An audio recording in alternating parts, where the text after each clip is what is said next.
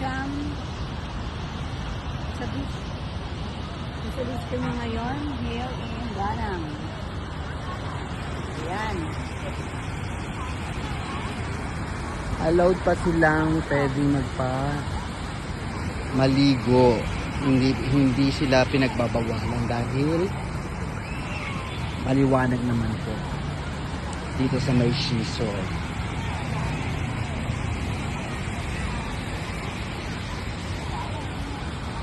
Ay, ayan ang asawa ko. Sabihin sa akin, swimming daw siya, pero hindi ko tinyagan kasi gabi na. Ayan. O, diba? Ganda.